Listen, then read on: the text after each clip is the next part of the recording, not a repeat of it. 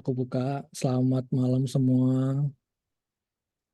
Kali ini aku mau sharing tentang persiapan karir sebagai writer. Jadi setelah teman-teman kemarin udah belajar banyak ya kan di writer camp dari pertemuan pertama sampai sekarang belajar tentang content writing, UX writing dan ya serba-serbi dunia writing lah ya. Sekarang di kali ini malam ini sama saya kita akan belajar tentang gimana sih nyiapin karir sebagai content writer, copywriter, dan serba-serbi writer lainnya lah. Jadi ibarat kalau kemarin kan udah masak nih, masak apa namanya, bumbu-bumbu segala macam, meracik segala macam. Nah, di persiapan karir kali ini aku akan sharing gimana sih cara bikin CV atau porto yang oke, kayak ibarat jadi penutup di atas, jadi toppingnya gitu lah ya. Oke. Kita kenalan dulu. Nama aku Albin Said Aknar Cesar Purwanto. Rada panjang sih sebenarnya emang. Tapi panggilannya As saja, biar lebih singkat, lebih enak. Sekarang posisiku kerjaan sebagai senior content writer di Porta Agency di Surabaya. Sudah 3 tahun lah, 3 tahun lebih kerja di dunia writer ini. Nah, dulu fun fact-nya sih dulu tahun 2019 tuh aku juga alumni Jobhan. Jadi dulu sempat ikut bootcamp Jobhan tahun 2019. Jadi sempat jadi sedikit cerita ya, nanti akan bridging ke apa namanya, ke materi. Nah, 2018 aku lulus, terus hampir nganggur setahun lah, kira-kira setahun, 2019 baru aku kayak memutuskan kalau nganggur terus kan kayak gimana ya, kan aku dulu kuliah manajemen, terus kayak kerja di apa namanya, industri, kerja di apa namanya, bidang yang aku kuliahin itu kayak susah gitu nyarinya. Terus kepikiran untuk switching ke content writer dan aku menemukan job hunt di tahun 2019 itu untuk ya karena CV-ku apa namanya kurang, kayak kan dari manajemen ke writer, jadi butuh sentuhan writernya. Nah, itu saya mencari bootcamp-bootcamp seperti job hunt ini. Setelah dapat bootcamp di job hunt, terus aku magang, terus akhirnya ke pekerjaan pertamaku di Gramedia tahun 2010, zaman-zaman Planet itu. Oil 50. Terus sempat jadi editor di End Times, terus 3 tahun di Jakarta jadi SEO content writer, dan sekarang jadi senior content writer di Portal Branding.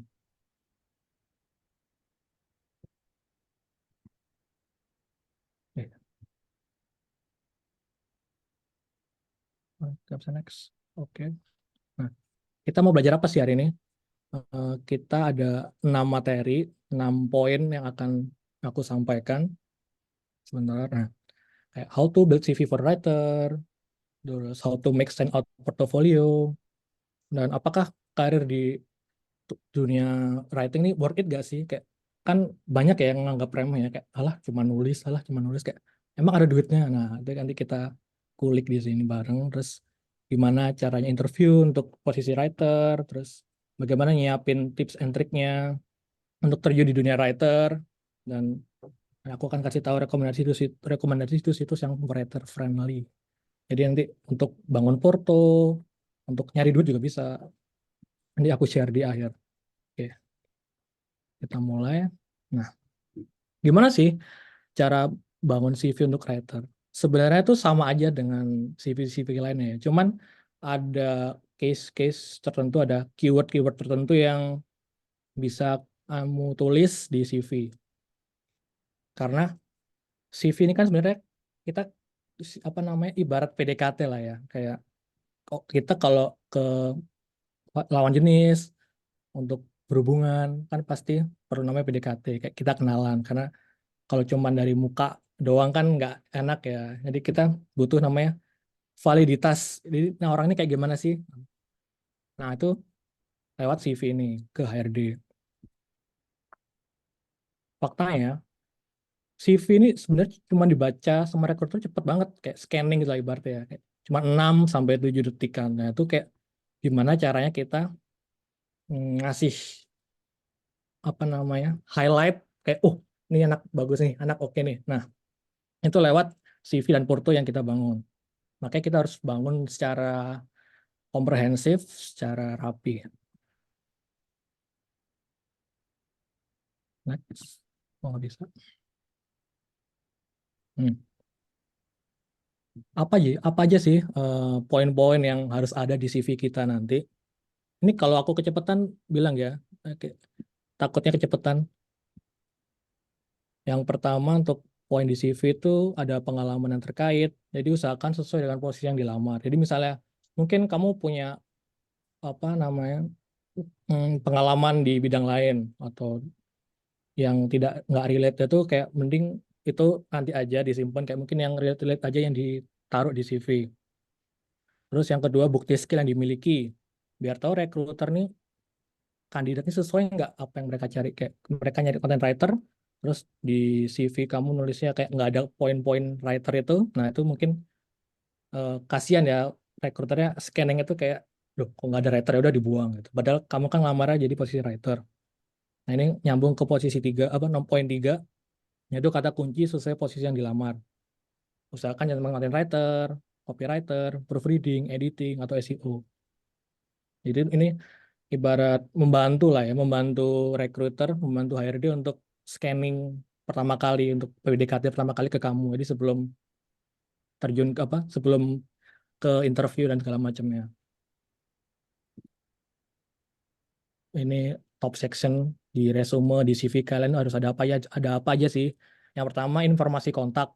Ini penting ya karena ya masa gimana cara HRD ngubungin kalian kalau nggak ada informasi kontaknya kan. Jadi ini hati-hati, kadang fatal, kadang di CV nggak naruh minimal email lah ya. Email dan nomor HP itu penting banget sih. Informasi kontak kalian. Terus yang kedua summary. Jadi kayak introduce yourself di CV dan kayak singkat aja di kayak apa namanya berpengalaman di bla bla bla bla bla bla. Ini biar HRD tahu hmm, selama ini kalian tuh udah ngapain aja, udah punya pengalaman apa aja. Jadi nyambung ke ketiga yaitu pengalaman.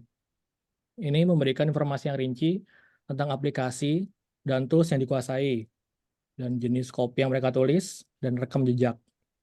Jadi harus diisi juga tuh pengalaman. Jadi nggak boleh lupa.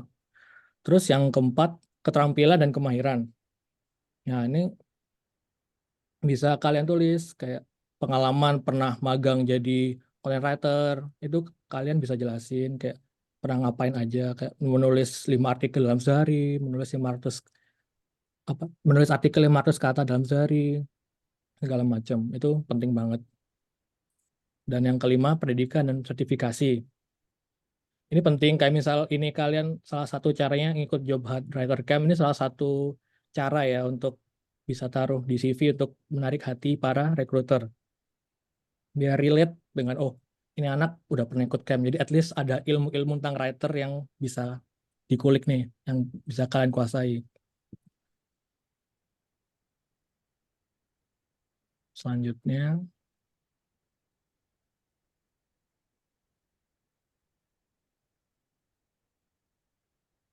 next, nggak bisa ya. Sampai sini hmm, jelas atau kecepatan atau gimana? Nah, apa sih yang dicari recruiter ke kandidat itu? Terutama para writer, bukti skill. Ini nyambung ke pengalaman tadi ya. Karena ya kalau misal nggak ada buktinya ya kan mereka juga gimana mau ngerekrut gitu toh. Merekrut akan memprioritaskan ini karena kemampuan menulis yang baik itu sangat menarik dan untuk memenuhi kebutuhan klien. Yang kedua, portofolio. Portofolio yang kuat dapat menunjukkan kemampuan copywriter untuk menulis di berbagai media dan gaya. Itu kayak ya bukti selain CV, CV kan formalnya. Nah, porto ini bukti kerja kalian, bukti kalian ini pernah ngapain aja sih. Nah, itu bisa rekruter lihat lewat portofolio. Jadi kalau kata Pak Prabowo nggak omon-omon doang gitu kan. Terus yang ketiga, pengetahuan tentang SEO. Ini penting karena sekarang nulis itu nggak cuma nulis, at least kita punya skill-skill di SEO, minimal on page lah ya. terutama untuk content writer itu penting banget on page SEO skill di situ. Mungkin sebelumnya kalian udah belajar ya di pertemuan sebelumnya SEO tentang SEO segala macam. Ini benar-benar lagi hangat banget lah SEO ini. Selain jadi content writer. Terus yang keempat, kreativitas.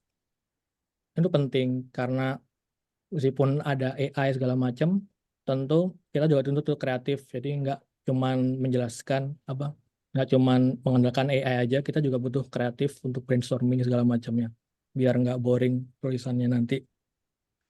Terus yang kelima, kemampuan beradaptasi.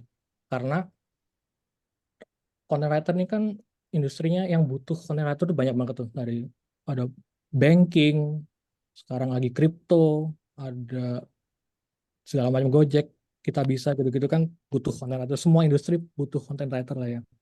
Nah, itu kita harus bisa beradaptasi. Kita harus tahu ilmu-ilmunya dikit lah ya, biar recruiter tuh kayak, oh anak ini paham nih, oh anak ini kayak nih, kayak dia ada niatan untuk belajar di industri ini nih, gitu. Kayak dulu sebelumnya kan aku pernah di content writer jadi perbankan. Nah, itu juga minimal tahu tentang ilmu-ilmu perbankan, tentang financial literacy segala macam.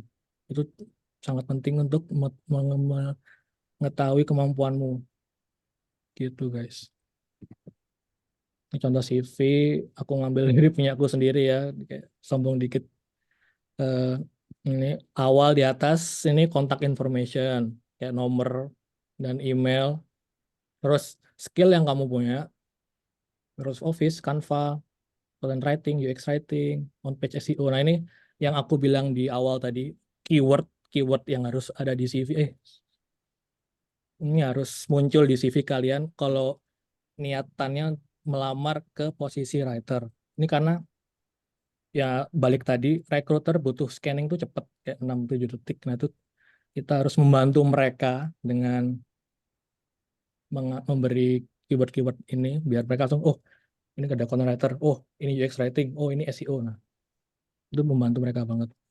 Terus TOEFL, mungkin kalau kalian punya TOEFL, bisa dicantumin juga education, juga penting. Siapa tahu rekruter juga sama kan instansi apa universitasnya mungkin ada dalam itu. ada kesempatan Kita untuk taruh tas.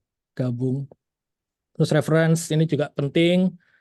So kalau mungkin kalau kalian fresh grad bisa ke dosen Iya, atau yang di Purna. kalau pernah ikut bootcamp kayak gini juga ke mentor kalian juga bisa banget untuk nyantumin reference di CV.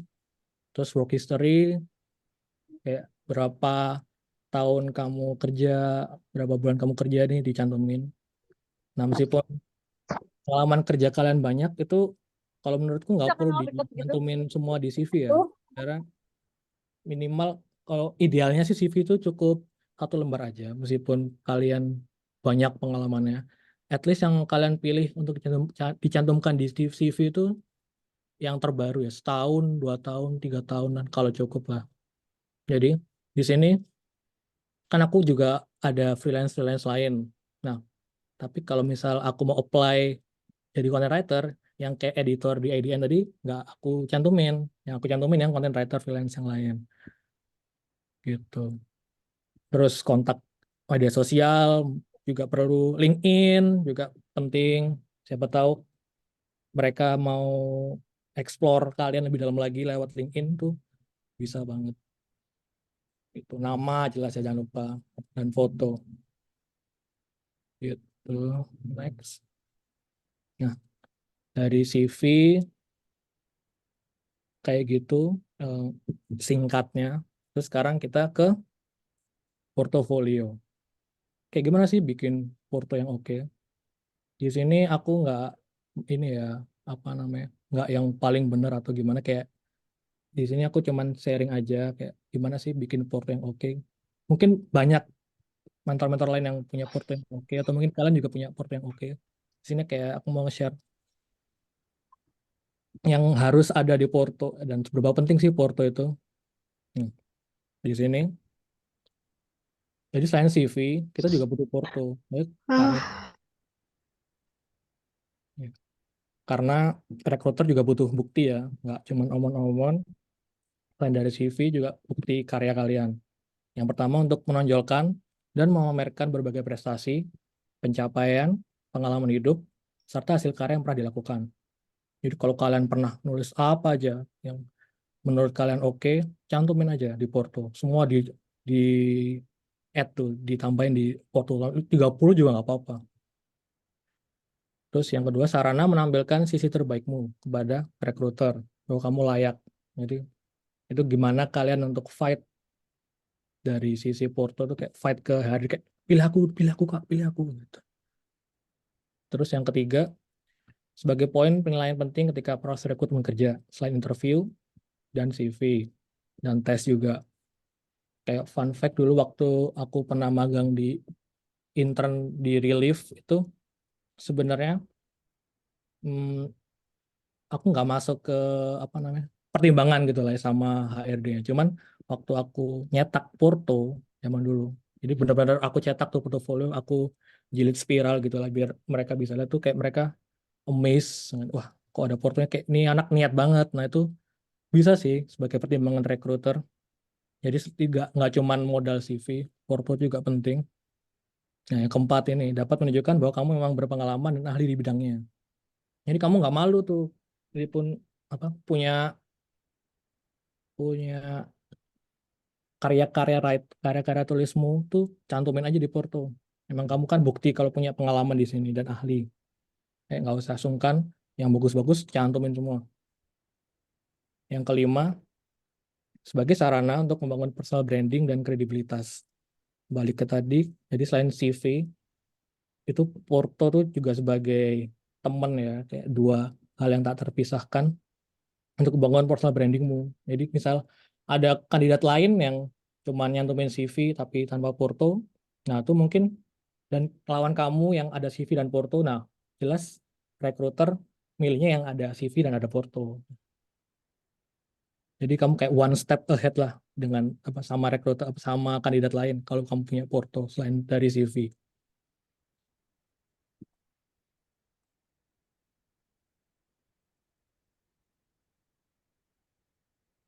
Nah, tapi hati-hati tuh waktu bikin Porto jangan asal karena hal-hal yang kayak gini nih bisa di skip sama HRD. Apa aja tuh ya? Materi Porto tidak lengkap. Nah, jangan sampai isi dan materi Portomu nggak lengkap dan bikin mereka kesulitan. Beberapa materi yang harus ada di Portomu itu kayak resume, skill yang dikuasai, informasi dan data diri, lisensi, gelar, sertifikasi, segala macam, surat rekomendasi, reference, testimoni, dan ulasan rekan kerja. Misal kamu pernah magang atau pernah kerja di tempat sebelumnya tuh dicantumin aja. Minta tolong teman-teman atau bos untuk gimana sih review aku dong gitu. Bisa kamu cantumin di Porto. Terus contoh pekerjaan yang pernah dilakukan. Yang kedua, Porto nggak rapi. Jadi sebaik apapun hasil karyamu, tapi kalau misal desain portonya nggak rapi atau nggak lengkap seperti tadi tuh kayak HRD kayak bingung kan. Kayak bacanya bingung, akhirnya skip aja lah gitu. Tempatkan resume, bio, foto, dan skill di awal. Nah, jadi awal masuk Porto tuh kenalan dulu tuh. Ya, ibarat CV-mu lah.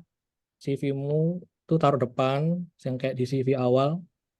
Terus ke next selanjutnya itu baru isi-isi pekerjaanmu, keterampilanmu, skill kamu, hasil karyamu. Kategorikan beberapa pekerjaan yang pernah dibuat. Jadi mungkin urutin dari tahun terlama ke tahun kebaru biar mereka bacanya gampang.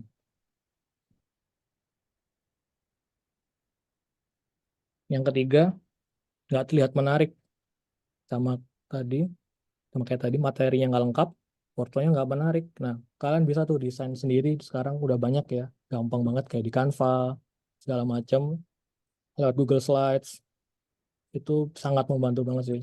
Tinggal pakai template Canva, terus kamu masuk-masukin materi-materimu, isi-isi skillmu segala macam CV bisa lewat Canva. Tampilkan porto sesuai estetika, kepribadian, dan gaya kerja. Jadi kadang setiap industri, setiap posisi itu punya ininya sendiri ya, karakter porto yang baik. Kayak misal kalau ngelamar graphic designer tuh biasanya lebih stand out portonya, lebih lebih berwarna, lebih keren. Kalau writer ya tetap butuh porto desain yang stand out, itu penting, tapi ya mungkin nggak terlalu apa namanya mentereng gitu lah ya. Ya untuk porto ini aku liatin punya aku sebentar, kelihatan nggak ya?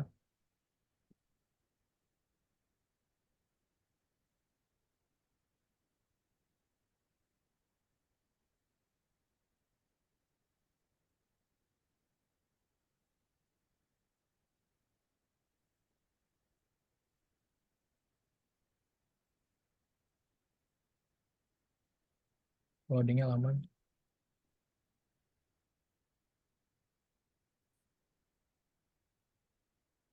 Ini salah satu mantan mantan bos aku dulu. Dia pernah share portonya di LinkedIn.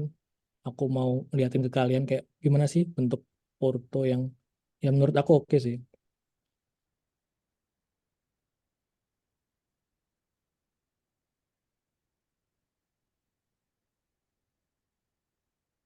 Kalau kalian masih jadi job seeker atau udah berada di fase fresh grad dan di pekerjaan pertama, ini punya LinkedIn tuh penting banget sih.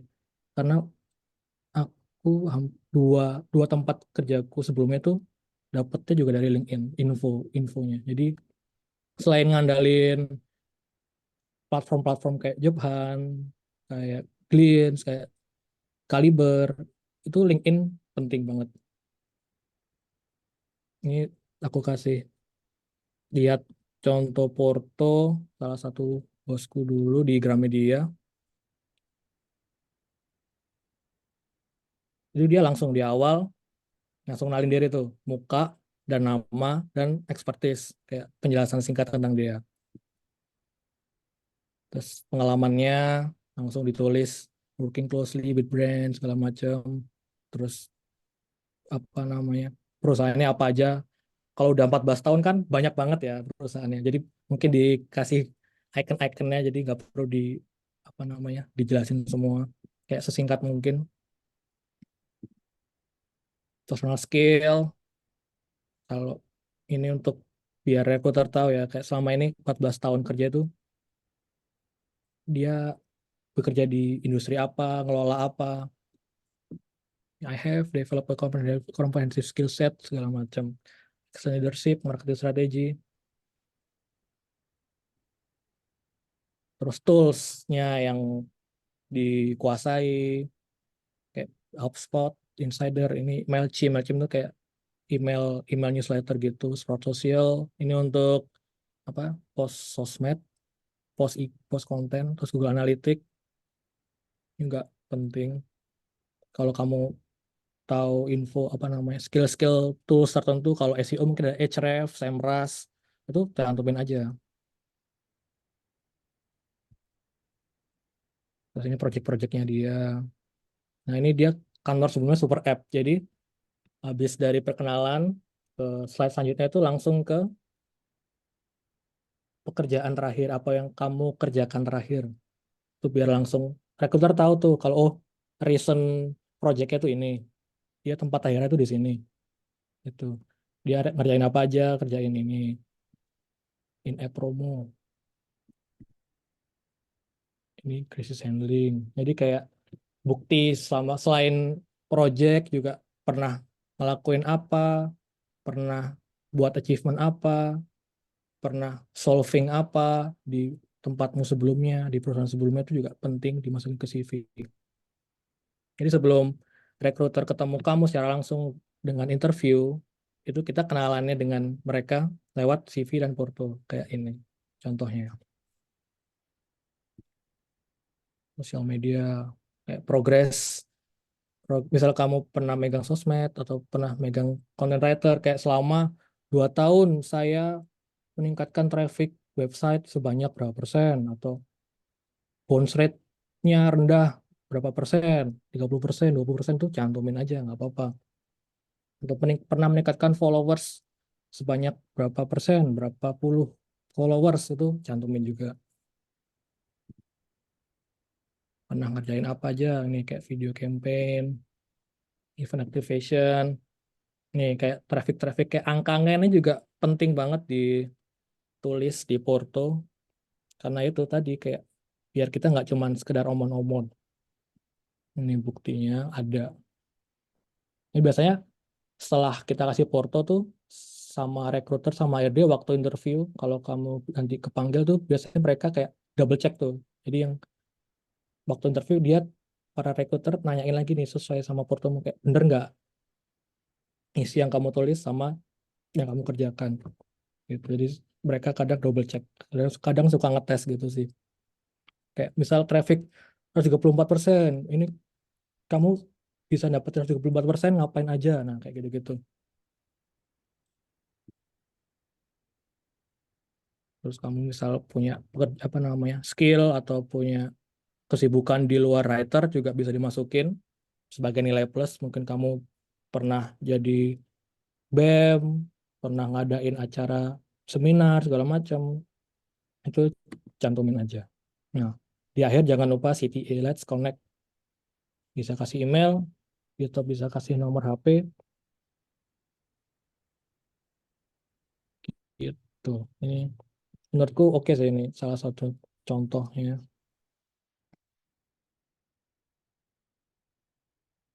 Kalau punya aku sebenarnya nggak terlalu rapi sih, kayak gini, kayak isinya apa aja, itu boleh kamu nyantumin. Terus di awal kayak tadi, kayak mini CV lah ibarat. Jadi sebelum masuk ke hasil kerjamu, hasil karyamu, itu tetap di depan porto dikasih perkenalan sama kayak CV ini. Ini dulu aku pernah freelance di Joban juga, ini bisa dicantumin kayak menjelaskan kerjaanmu di perusahaan sebelumnya atau di kantor sebelumnya ngapain aja sih, itu bisa kamu taruh.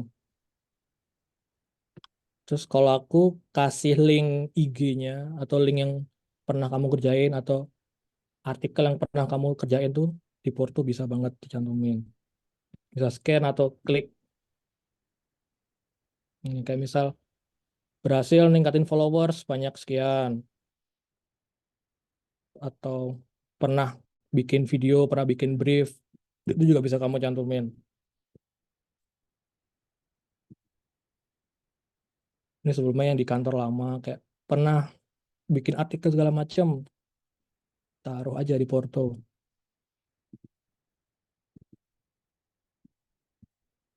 Misal kamu jadi SEO writer dan pernah bikin artikel dari page one tuh cantumin aja nggak apa-apa. Kayak gini misalnya.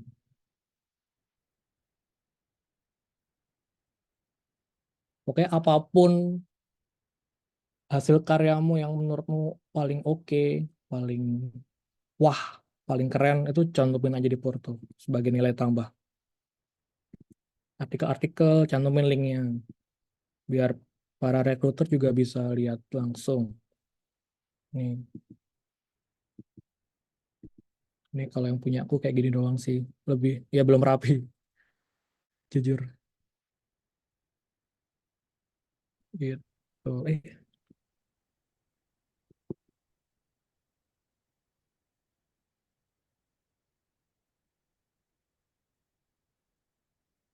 Selanjutnya, apakah karir di writing ini worth it gak sih? Karena banyak ya suara-suara sumbang ya. Kalau orang-orang denger kerja apa, nulis kayak, ah nulis, emang bisa ngeluarin duit, apa ngasilin duit? Sebenarnya worth it apa enggak sih? Ada 5 faktor yang bisa kamu consider, bisa kamu pikirin saat milih sebagai penulis. Yang pertama, pilih sesuai passion. Kalau misal kamu orangnya suka riset, suka bikin artikel yang panjang-panjang, yang informatif, itu content writer cocok banget. Karena ya kalau bahasa Jawanya ini ya apa gombas gombes di tulisan tuh content writer banget tuh. Kayak itu bener-bener kamu banget kalau emang suka nulis yang panjang-panjang.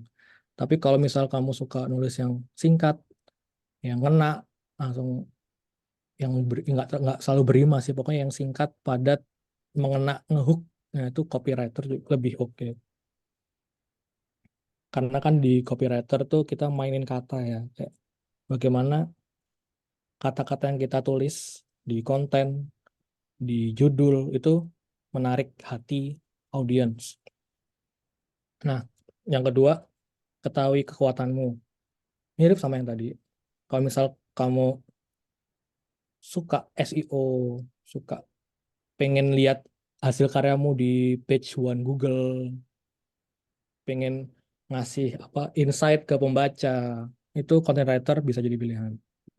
Tapi kamu kalau suka bikin iklan, bikin poster, bikin ads, bikin email newsletter, itu masuk copywriting yang lebih singkat-singkat, lebih memperkuat kata-kata, mainin kata-kata dengan baik.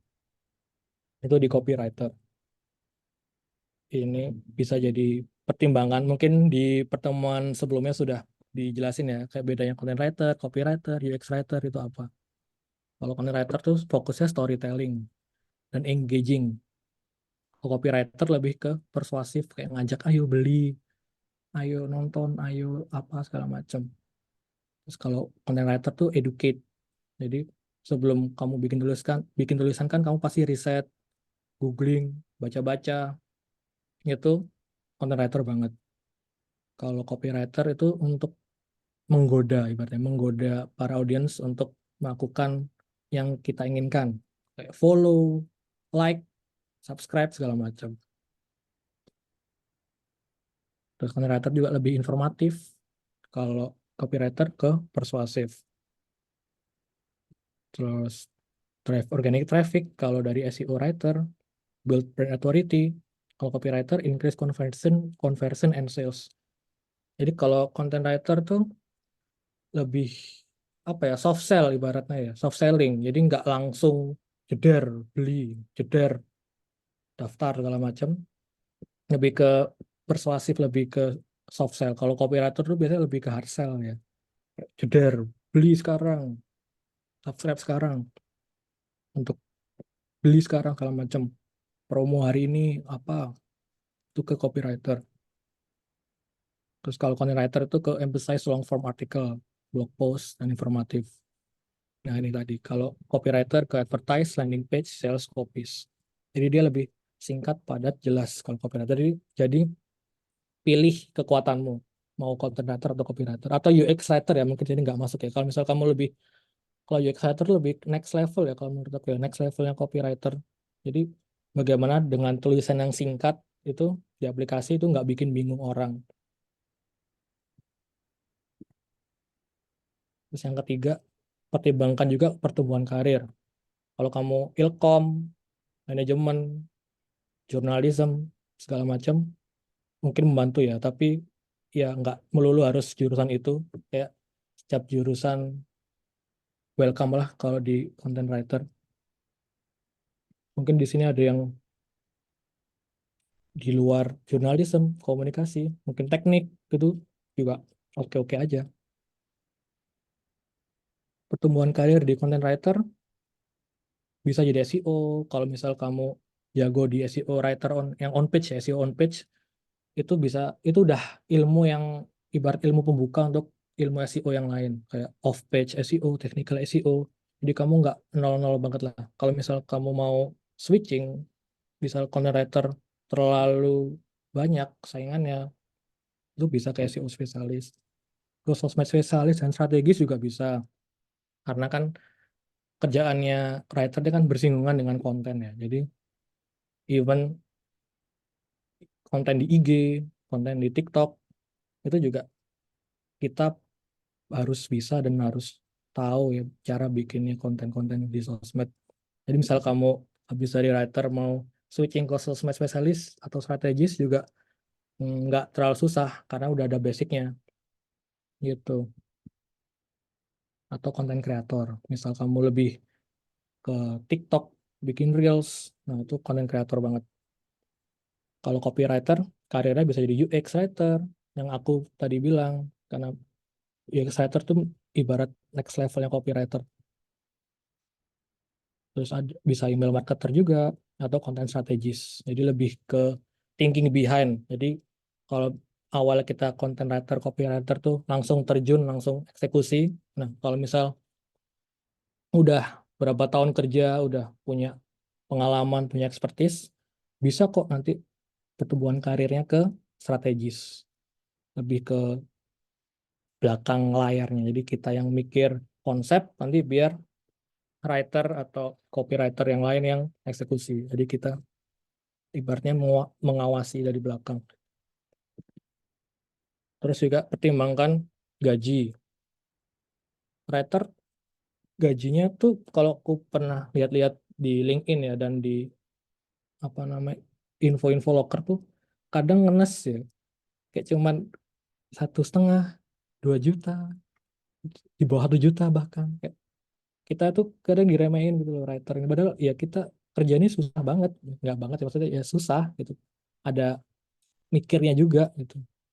Nah ini gaji itu bervariasi tergantung pengalaman dan lokasi daerah. Mungkin UMR Jakarta mungkin lebih tinggi ya kalau writer berada di daerah lain. Tapi itu tetap bisa tentatif sih. Jadi ngikut pengalaman aja. Misal kamu udah 2 tahun, 3 tahun,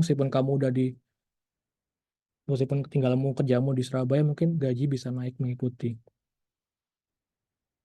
Terus yang kelima pengalaman. Nah, sebelum kamu terjun di dunia writer, kamu perlu banget nih punya real case experience. Jadi kayak aku dulu waktu nganggur setahun, kayak aku butuh nih real experience jadi writer. Nah, habis itu aku harus ngapain? Nah, ikut bootcamp. At least kita punya ilmunya. Setelah ikut bootcamp, susah nih kan biasanya kayak langsung ke full time. Itu bisa ke intern dulu, nyari intern-intern, nyari magang-magang, nyari freelance gitu. Ini tadi real case experience lewat magang, serta cari akses ke bootcamp writer atau digital marketing untuk mendukung karir kamu. Yang kita lakuin sekarang, yang kalian lakuin sekarang nih di Job Hunt Writer Camp ini, udah bener jalan kalian udah tepat, kayak one step ahead daripada orang-orang lain. Jadi kalian lebih ngeh gitu, kayak aku pengen jadi copywriter, pengen jadi content writer. Cara gimana ya? Ikut bootcamp kayak ini, Job Hunt Writer Camp. Salah satunya.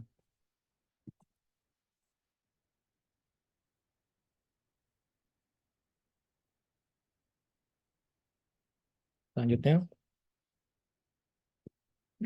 kenapa sih kamu milih kerja atau menggeluti di industri ini, content writer, karir di content writer? Mungkin kamu orangnya suka kerja remote, atau tahu content writing ini bisa dikerjakan dari rumah. Emang sih, kerjaan content writer ini seru ya, karena gitu, kalau beberapa perusahaan tuh nggak nuntut karyawannya tuh di kantor. Kayak kita kerja di rumah pun bisa, WFH segala macam.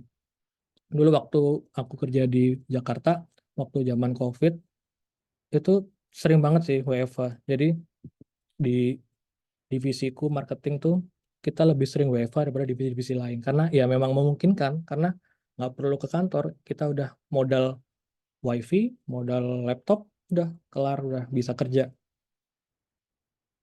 Itu emang salah satu ini ya, salah satu favorit orang-orang kenapa milih karir di content writer. Yang kedua, suka nulis dan berpikir. Karena ya kalau hobi, kan enak banget ya hobi yang dibayar itu. Nah, kalau mungkin kamu suka nulis, suka baca, suka mikir, ya kenapa nggak dapat duit yang kita dari hal yang kita sukai gitu. Karena benar-benar nyambung, jadi nggak benar-benar dari nol. Jadi basicnya nulis kan pasti suka baca ya, kayak nggak mungkin ya kalau suka nulis tapi nggak suka baca, itu kan hal yang berlawanan. Terus yang ketiga, tertarik dengan dunia dan industri content marketing. Jadi sebagai writer tuh kan nggak cuma nulis aja ya. Jadi content writer kan tuh kalau di T-shape gini, T-shape. Kan rumahnya kan digital marketer, digital marketing, content marketing. Nah, di bawahnya satunya ada content writer, ada ads, ada SEO. Nah, tuh selain kita nguasain si writer, kita juga harus tahu nih rumahnya, content marketing, tuh digital marketing. At least sedikit-dikit kamu tahu tuh udah oke banget.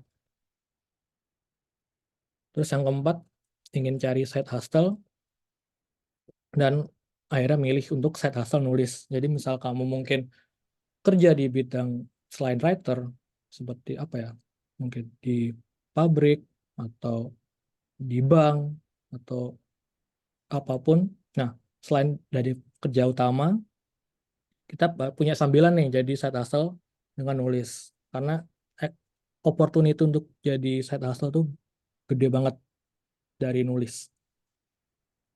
Atau mungkin kalian punya alasan lain, bisa share di chat.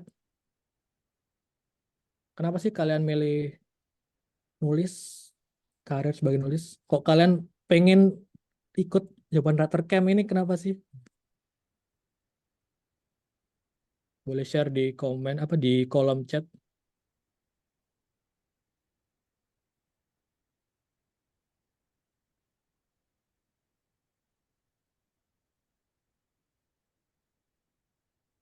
Buat side hustle, oke. Keren Kak Ripka. Switch karir, oke. Emang dari mana sebelumnya Kak switch karir? Kak Rahmadita. Oke, HRD baik. Jadi aku cerita dikit HRD udah tahu ya sebenarnya ya, Kak Dita ya.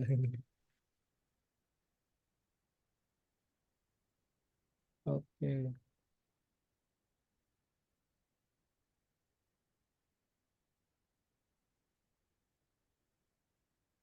oke. Kita next.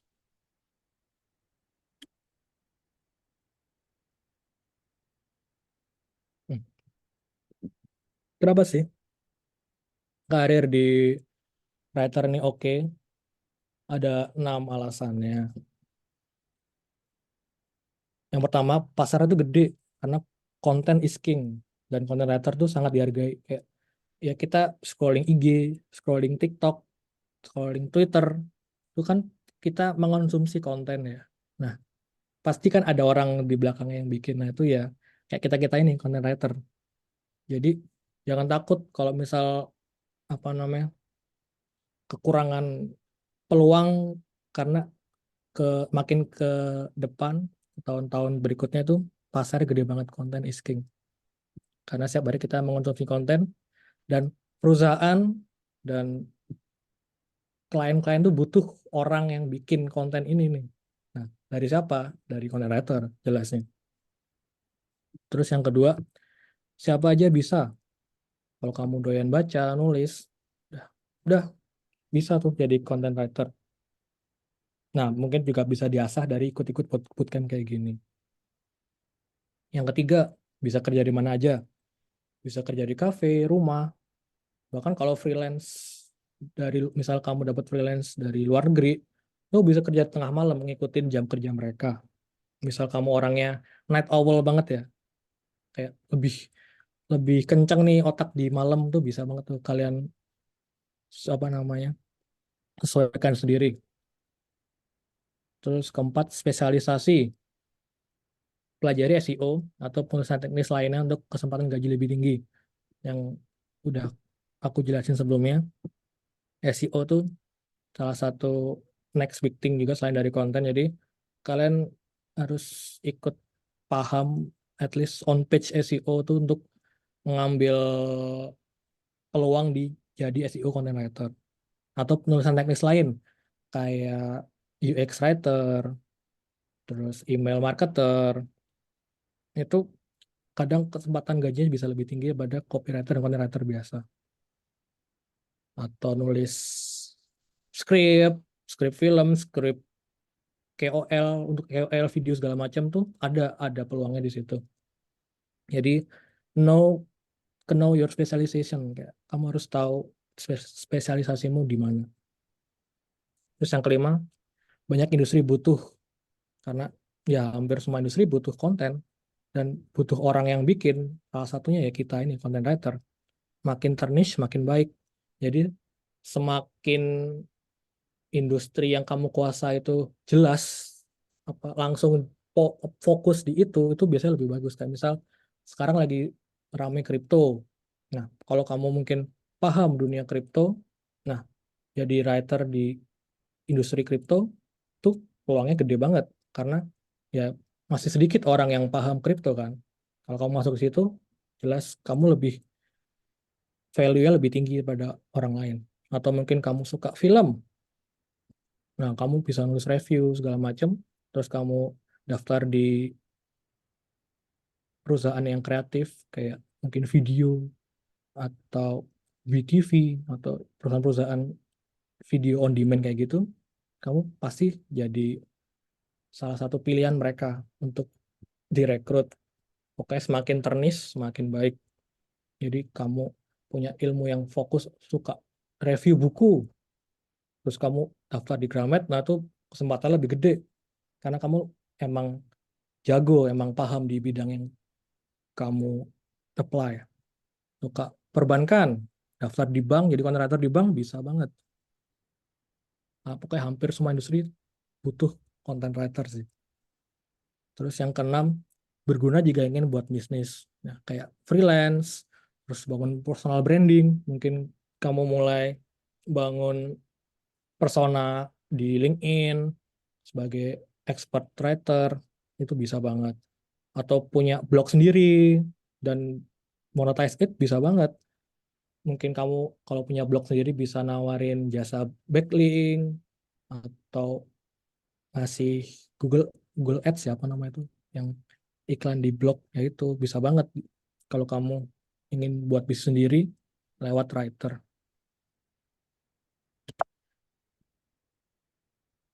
Nah, tapi ada pro ada consnya juga ya. Jadi kita nggak spill yang bagus-bagus aja.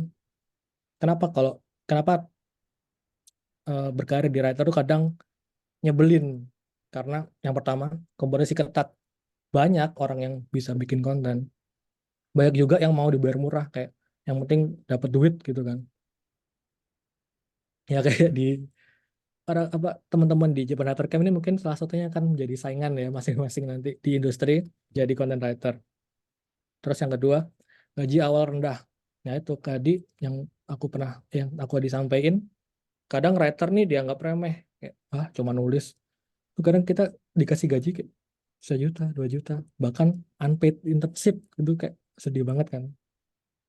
Nah jadi eh, ekspektasinya ya harus siap-siap dengan ekspektasi kalau di early stage karir jadi writer tuh kadang gajinya rendah.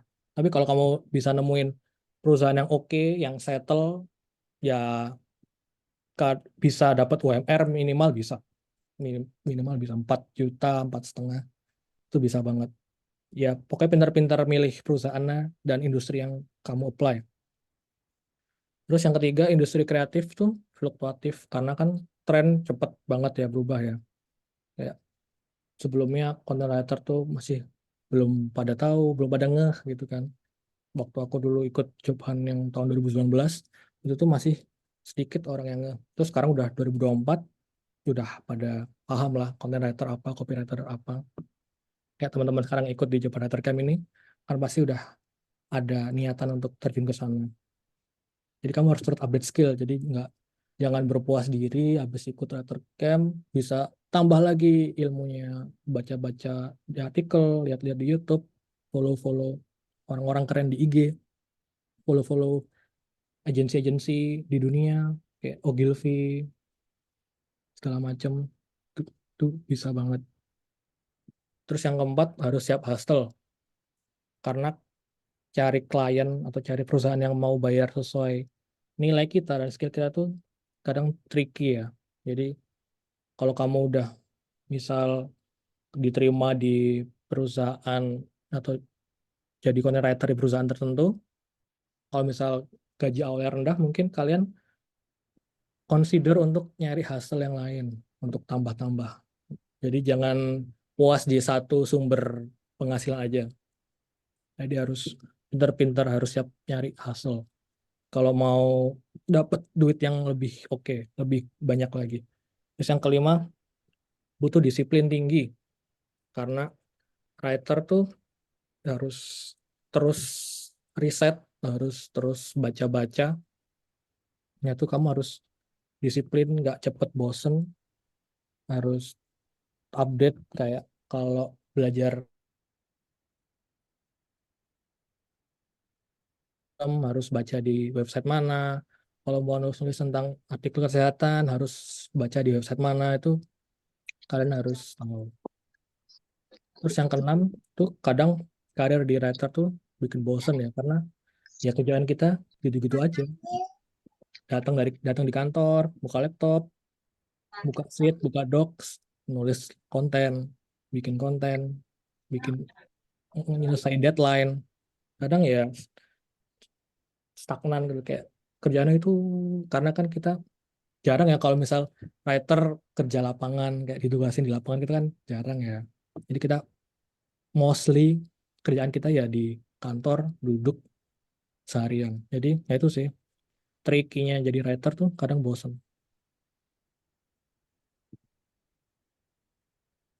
Nah, ini aku kasih contoh kayak beberapa perusahaan yang nyari writer tuh apa aja sih requirement-nya. Head-nya tuh bisa apa aja sih jadi writer tuh. Bisa jadi UX writer, bisa jadi copywriter. Nah, salah satu trik ya, kalau misal kalian kan ini udah ikut writer camp, terus pengen daftar di perusahaan tertentu, kamu bisa lihat tuh yang mereka butuhkan apa, qualification-nya. Dan sesuaikan ilmunya. Apakah kamu udah punya ilmunya apa belum? Misal kalian pengen daftar Traveloka yang ini nih, Associate Senior Copywriter UX Writer. Dibaca requirement-nya mereka, kayak mereka butuh copywriting case tentang human centered design methodology. Nah, kalian bisa cari tahu tuh, kalian bisa nyusun gimana caranya bisa biar bisa menunjukkan showcase ini ke Traveloka. Experience working with web or mobile base ya. Kalau misal kalian tertarik jadi UX writer, kalian juga harus belajar nih kayak web or mobile based product or service. Terus kalian bisa lihat kerjaannya tuh ngapain aja sih, kualifikasinya apa aja. Terus misal pengen jadi copywriter, nah, dilihat nih mereka butuh apa. Writing, write compelling content for private label packaging. Oh, berarti kalian harus pinter nulis-nulis, jelasin apa namanya, produk-produk yang mereka jual. Terus harus bisa brainstorm and manage project multiple deliverable. Pokoknya kalau kalian ingin daftar di perusahaan tertentu tuh bisa lihat requirementnya dulu, apakah kalian ini udah punya poin-poin yang mereka cari. Kalau misal belum, ya mungkin bisa nambah ilmu lewat kelas-kelas lain, belajar-belajar tempat lain di YouTube, di bootcamp segala macam yang relate dengan industri. Nih, misal di Odo, mereka butuhnya yang bisa nulis long form article writing. Nah, kalian bisa tuh berarti bikin portonya dulu, kayak nulis-nulis artikel long form.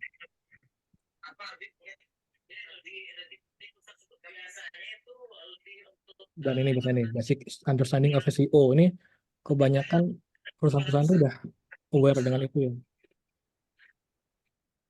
Project management skill, self-driven creative mindset, content ideas.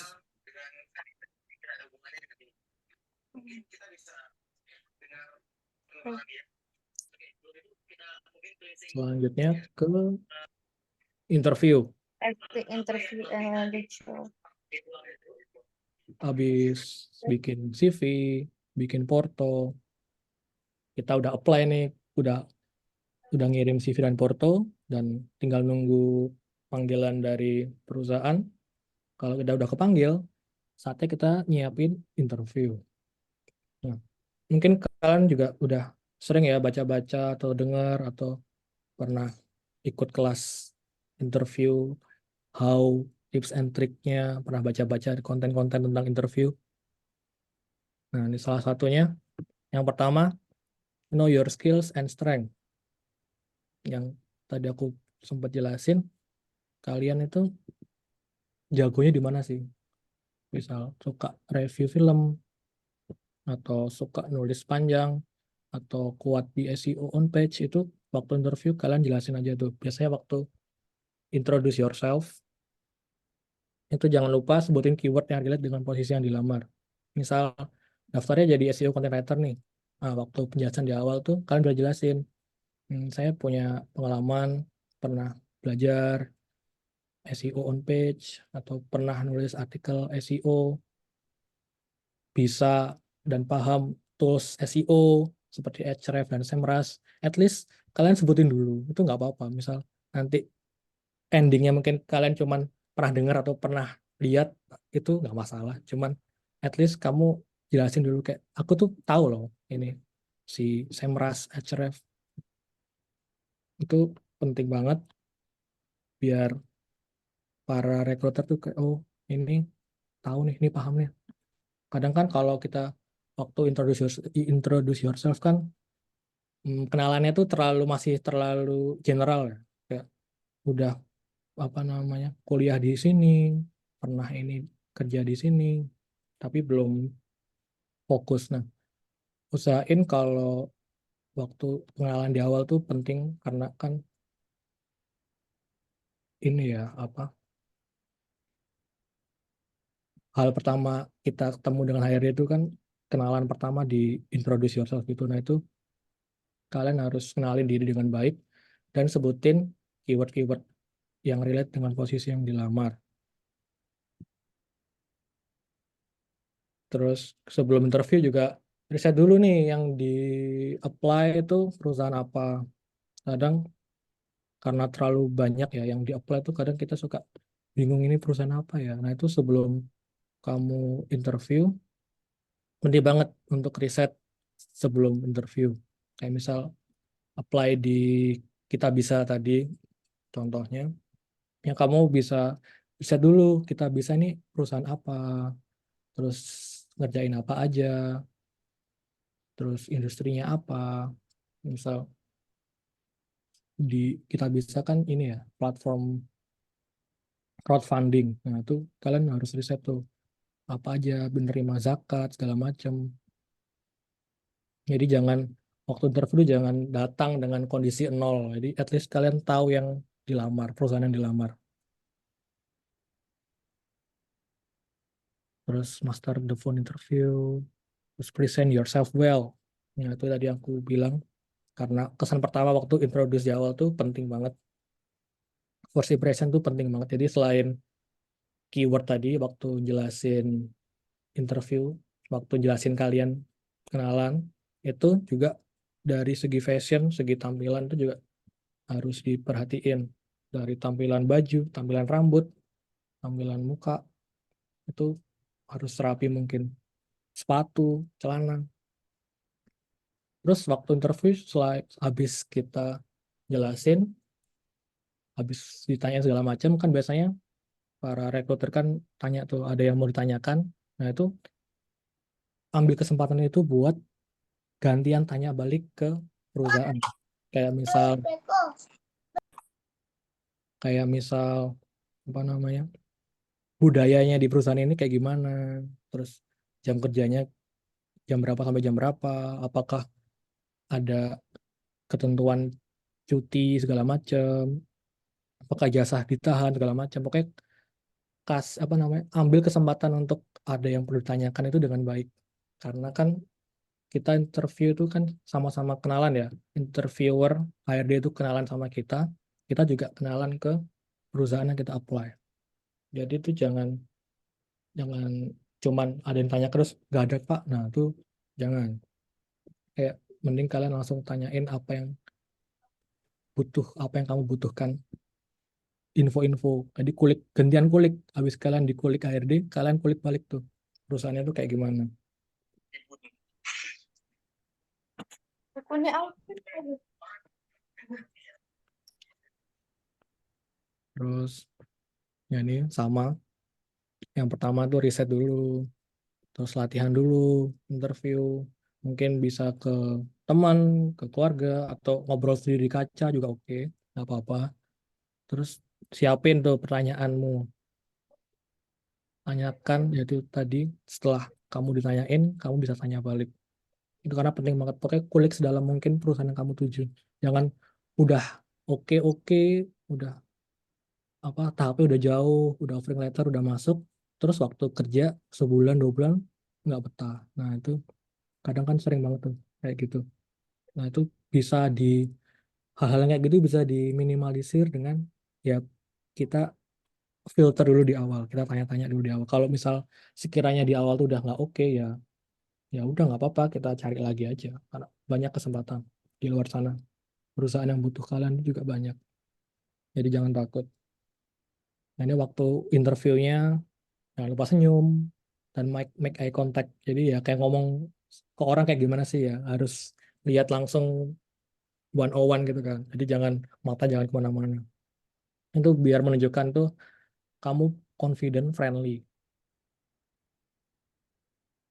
Terus jangan arogan. Kadang misal habis masuk ke ruangan terus tiba-tiba langsung duduk padahal belum ditawarin. Nah itu jangan, ya kayak behave lah. Kita sebagai kandidat jangan arogan. Terus be concise. Yang waktu introduce di awal tuh ya usahakan bisa jelasin bagaimana Anda itu dengan singkat. Jangan terlalu panjang, jangan terlalu melebar kemana-mana. Jangan terlalu oversharing juga, kayak misal ditanyain kenapa kamu resign atau kenapa kamu keluar dari perusahaan lama. Kayak kamu tiba-tiba langsung oversharing. Kayak, oh ini Pak, bosnya di sana nggak enak atau teman-temannya nggak enak. Nah, mungkin memang alasannya itu. Cuman kamu bisa jelasin itu dengan cara yang lebih halus dan ya nggak langsung oversharing gitu kan.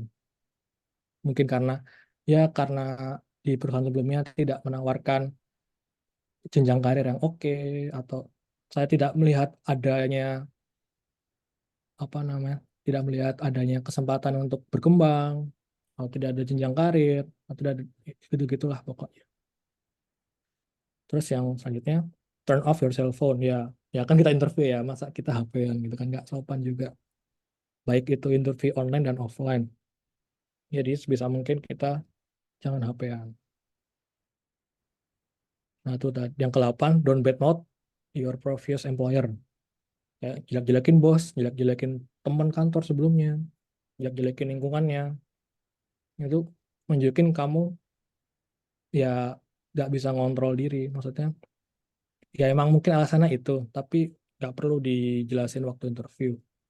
Harus sehalus mungkin, sesopan mungkin.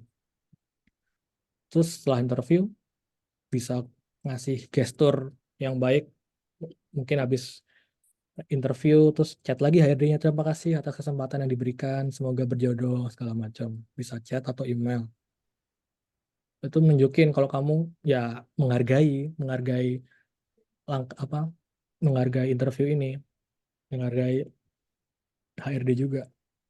Terus yang ke-10, stay positif, karena ya kan interview itu butuh termasuk skill ya. Jadi setelah bermacam perusahaan yang pernah kamu apply, setelah beberapa interview kamu lewati, mungkin kamu juga bisa lebih tahu lah do or don'ts-nya, do and don'ts-nya gitu.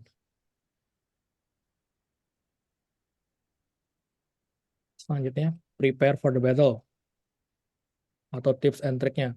Setelah udah belajar selama beberapa pertemuan ini di Japan Writer Camp, di pertemuan 1 sampai 6, terus sekarang udah belajar tentang bagaimana bikin CV dan porto yang oke. Nah, sekarang kita waktunya apply ke perusahaan-perusahaan. Gimana sih tips and triknya? Cara umum yang pertama jelas siapkan CV terbaikmu, terus yang kedua porto, terus mungkin ada pertanyaan kalau misal belum punya pengalaman bikin portonya gimana? Bisa mulai dari cari tempat magang atau intern sebagai writer, bisa mulai menulis di berbagai platform online. Kalau kamu punya blog sendiri, monggo bisa ditulis. atau nulis di media sosial bisa. Di Instagram kan ada fitur carousel ya tuh, bisa kamu isi dengan konten-konten tulisanmu, atau bisa tulis di story juga, terus nanti di highlight juga bisa banget. Atau nulis di LinkedIn juga bisa, karena LinkedIn juga menyediakan untuk menulis panjang, menulis artikel pendek gitu, bisa banget di LinkedIn dan platform-platform lainnya.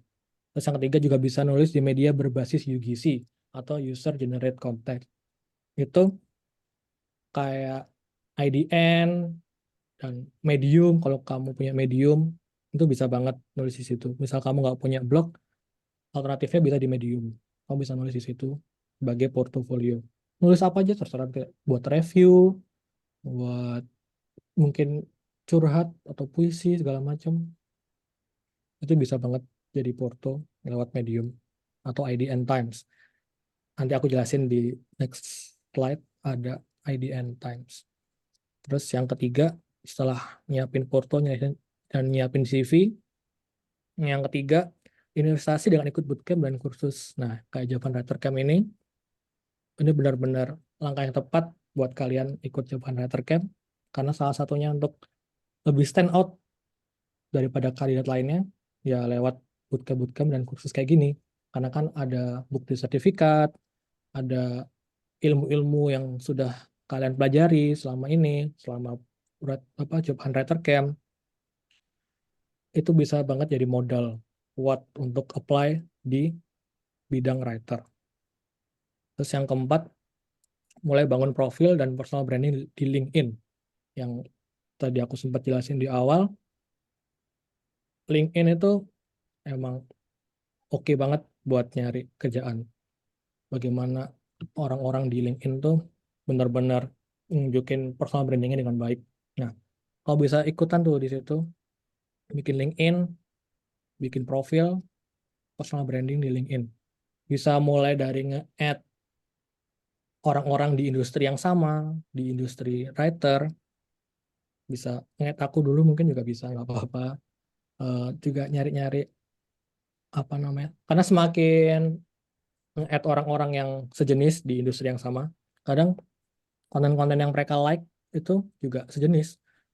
Nah, misal kebetulan yang di like itu infoloker dari writer atau ilmu-ilmu tentang writer secara umum, itu sangat bermanfaat banget. Jadi kalau bisa mulai bangun profil dan personal branding di LinkedIn. Yang kelima, networking. Nah, LinkedIn tadi itu juga termasuk salah satu platform untuk networking ya. Jadi kamu bisa nge-add orang-orang yang ada di industri yang sama, di bidang writer, atau orang-orang lain yang terkenal di perusahaannya. Bos-bos di LinkedIn, bos-bos perusahaan di LinkedIn itu juga banyak ya yang ada. Kalian bisa add, at least ya ada ilmu-ilmu tertentu yang mereka share kadang. Terus networking bisa dari mentor, teman-teman mentor di Japan Writer Camp. Kalian bisa kenalan, bisa ya deket-deket, kenal-kenal dikit gak apa-apa. Tanya-tanya, kayak kak ini gimana ya kak caranya apply di sini, cara di apply di tempatnya kakak, atau cara kerjanya kayak gimana, itu kalian bisa tanya-tanya, bisa lewat networking. Kadang networking juga berguna untuk nulis reference di CV tadi. Kalian bisa di CV, selain mungkin dosen atau teman atau guru, itu bisa kalian add juga kontak dari mentor yang kalian kenal. Sebelumnya tuh juga aku di fase fast grade di CV juga aku tulis referensinya mentorku dulu, Kak Stella, orang IDN Times. Itu works banget sih. Jadi kayak semacam kamu tuh ya emang kan apa, meskipun kenalnya cuma beberapa jam ya, tapi ya at least ada nilai lebih lah. Kadang HRD itu bener-bener ngubungin kontak reference itu. Jadi sebelum nulis reference tuh kayak lebih baik chat dulu ke orangnya, kayak Kak izin, Pak Bu Kak izin, minta izin untuk nulis kontaknya di reference ya gitu, gitu. Kalau misal kalian emang udah akrab atau udah deket, bisa kenalan. Ini saya dari Menti di Jawaban Writer Camp, bla bla bla bla bla bla gitu. Terus yang keenam, terus update ilmu dan topik terkini. Karena industri writer, industri kreatif ini cepat banget perkembangannya, perubahannya. Jadi kamu terus update ilmu selain dari Jawaban Writer Camp.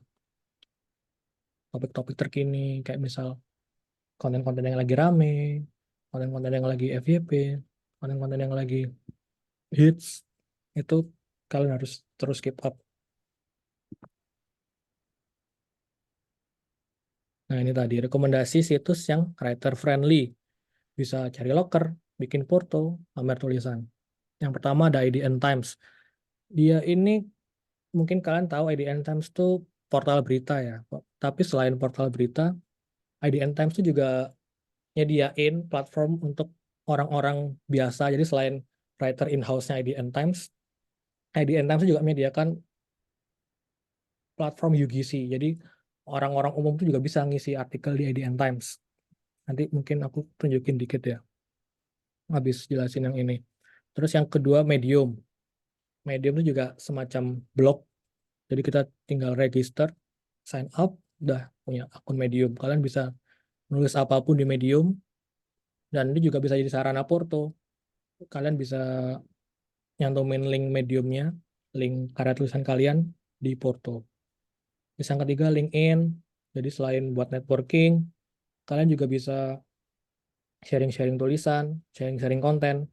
Selain lewat tulisan-tulisan artikel, kalian juga bisa bisa bikin konten lewat gambar yang biasanya di swipe-swipe geser itu pakai Canva, bisa nanti jadiin PDF, terus kalian upload, udah jadi.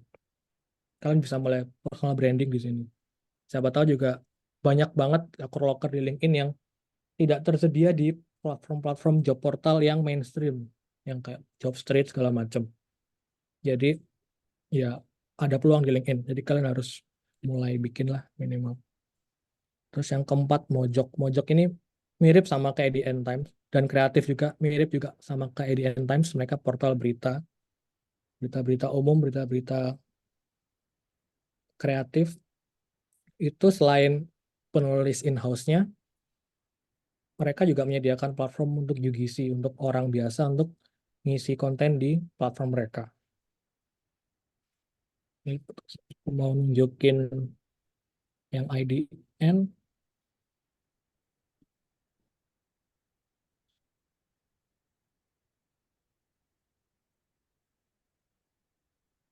Nah, kan kalau di IDN ini kan kelihatannya cuma berita-berita ya, kayak selain writer in-house, itu penulis orang biasa pun juga bisa.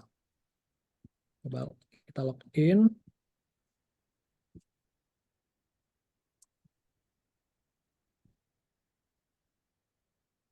Bisa ini. Kalau tulisan orang biasa itu biasanya di sini nih.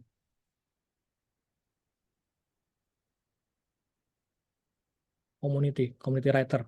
Istilahnya di IDN Times itu community writer. Hmm, Atau login dulu. Ini. Oh, ini udah ya.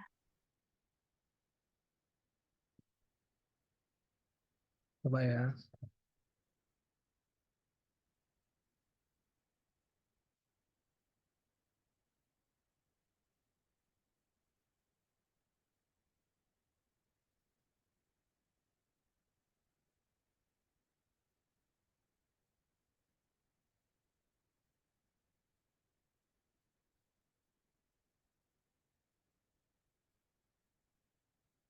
Ini aku mau nunjukin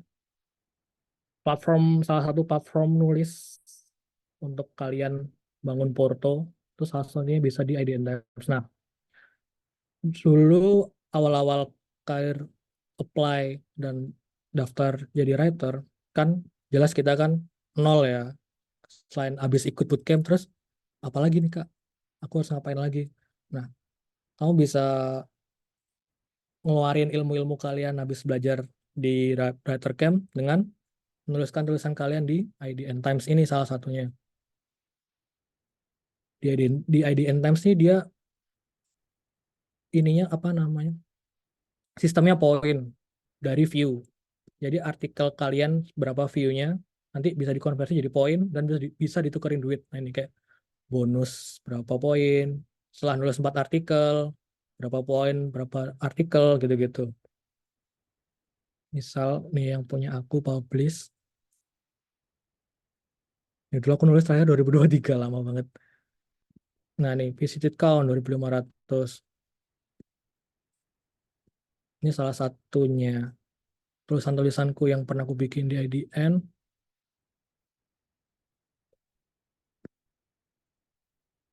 Nih misal aku liatin satu ya.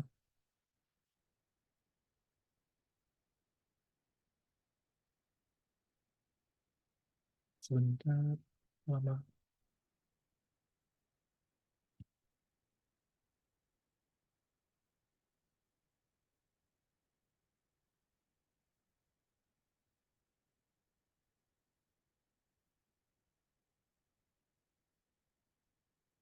Nah, kalau di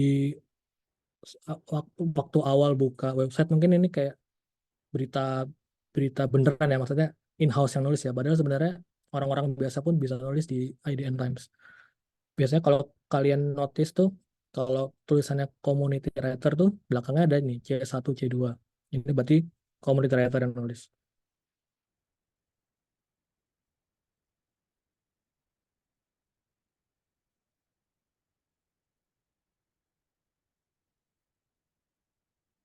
Hmm,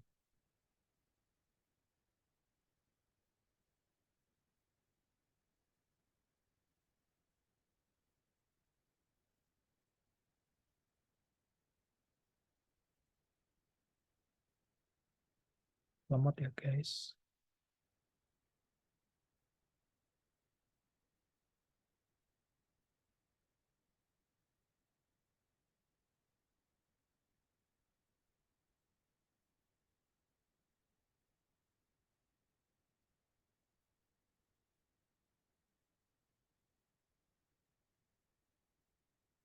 Selamat guys, bentar. Hmm.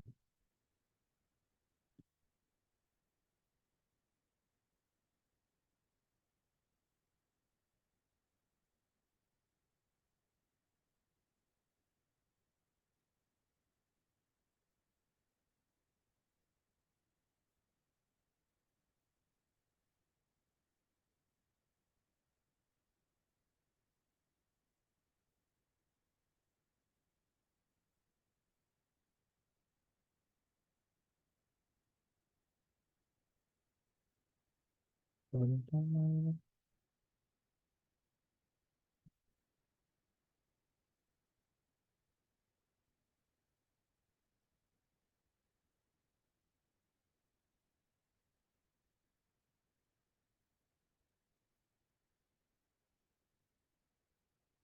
Biasanya kebanyakan tulisan community writer tuh di kanal hype ya, jadi entertainment. Tapi nggak mungkin kan untuk di kanal-kanal lain kayak sport, hype, Korea. Dulu aku pernah editor di sini tuh megang kanal sport. Jadi orang-orang kalau mau nulis berita-berita olahraga, sepak bola, F1, MotoGP segala macam bisa banget di sini.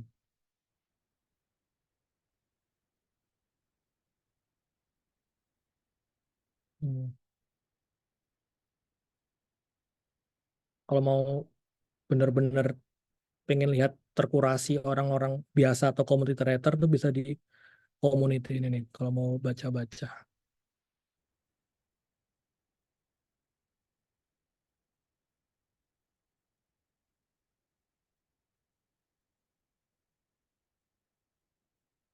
Hmm.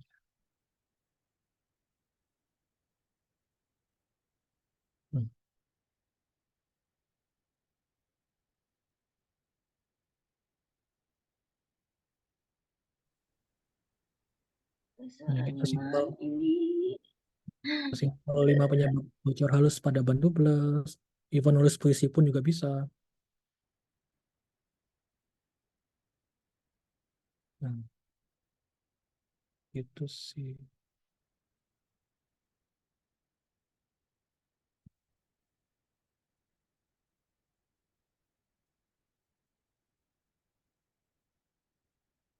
Sebentar.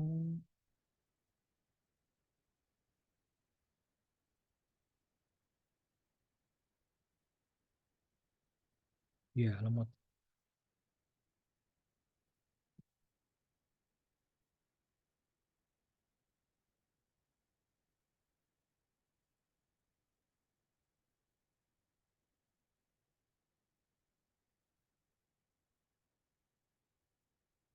Sebentar, guys.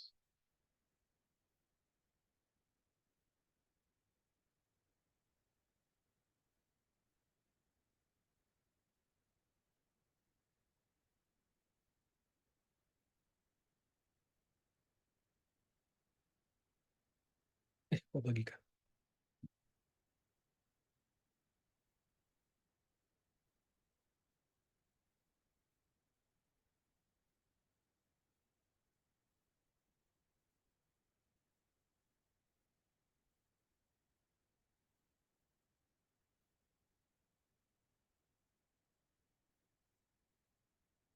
Nah, jadi 5 platform ini, 5 website ini bisa kalian manfaatin untuk bangun porto, untuk pamer, untuk sharing keahlian kalian dalam bidang bidang writer.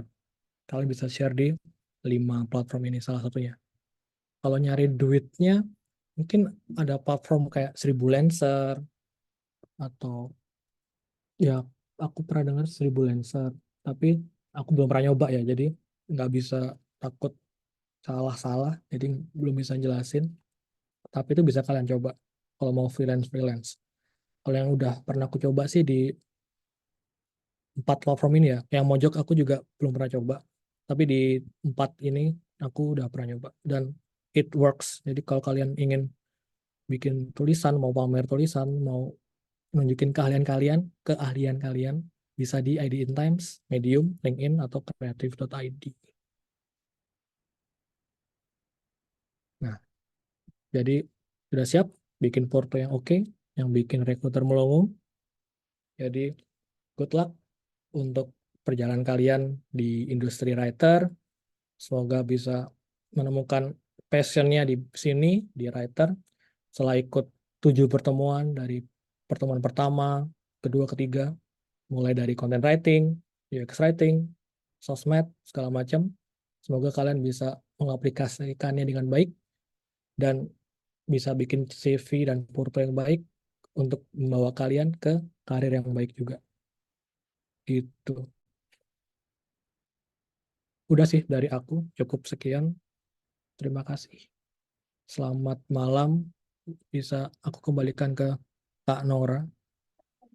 Oke, terima kasih Kak Asa. Wah, teman-teman, memang penjelasan Kak Asa udah sangat lengkap banget ya dari apa aja yang dimasukin ke portofolio, pentingnya portofolio, sampai dengan bagaimana sih karir jadi seorang penulis gitu ya, based on experience-nya Kak Asa selama lebih dari 3 tahun. Oke teman-teman, buat teman-teman dari Job Hunt Writer Camp-nya di sini mau tanya-tanya, nggak sekedar tanya, teman-teman juga boleh mau curhat boleh mungkin, atau mau sharing insight-nya juga berdasarkan pengalaman menjadi penulis sebelumnya juga boleh, atau mau tanya-tanya di luar mungkin di luar writing tapi masih berkaitan dengan portofolio dan juga dunia kerja gitu ya, sebagai seorang yang menggeluti bidang writer gitu, boleh banget di perusahaan tertentu gitu, boleh silakan aja untuk bertanya-tanya. Caranya masih sama, boleh langsung raise hand aja dan ngobrol-ngobrol sama Kak Asa, atau teman-teman juga bisa langsung aja ketik pertanyaan di kolom chat ya teman-teman. Tapi again, aku mau ingatin teman-teman kalau misalnya teman-teman bisa raise hand dan ngobrol bareng, it will be good gitu ya. Itu akan sangat seru gitu ya, karena kita bisa langsung ngobrol bareng, bisa langsung tatap-tatapan gitu ya, walaupun di layar ini gitu ya, tapi kesannya lebih seru teman-teman. Oke, mungkin sambil menunggu ya, Kak Asa, ini tuh udah ada beberapa pertanyaan yang ada di kolom komentar gitu ya, di kolom chat Zoom ini. Jadi mungkin aku bisa bantuin Kak Asa untuk bacain, tapi sebelum itu game karena aku suka ada yang raise hand. Di sini udah ada Kak Regina Kencana. Kalau gitu kita duluin kali ya Kak Regina Kencana, karena udah raise hand dan Oke. mau diskusi bareng kita. Halo Kak Regina. Iya, terima kasih Kak Nora. Jadi saya mau tanya ke Kak Asa, itu Oke.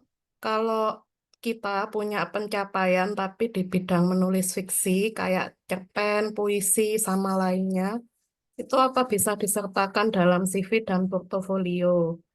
Terus kalau misalnya bentuk pencapaian itu hasilnya buku terbit, itu kita bisa sertakan judul, tahun terbit dan penerbitnya aja, atau harus diperlihatkan sampel beberapa lembar isi buku itu. Terus pertanyaan yang kedua, kalau untuk personal branding di LinkedIn itu, apa harus kita upload semua portofolio yang dimiliki, apa cukup portofolio terbaru aja? Sama pertanyaan yang ketiga, minta contoh pertanyaan ke Kak Asa yang biasanya ditanyakan ke HRD pas interview karena biasanya kan sebagai beginner ya kita itu bingung mau tanya apa ya gitu soalnya kan kita nggak ngerti gambaran perusahaan itu kayak gimana jadi mau tanya apa itu ya bingung gitu. Terima kasih. Oke. Terima kasih Kak Regina Kencono. Oke, yang pertama, kalau punya hasil tulisan berupa buku ya Kak ya, buku fiksi, itu apakah perlu dicantumin apa enggak?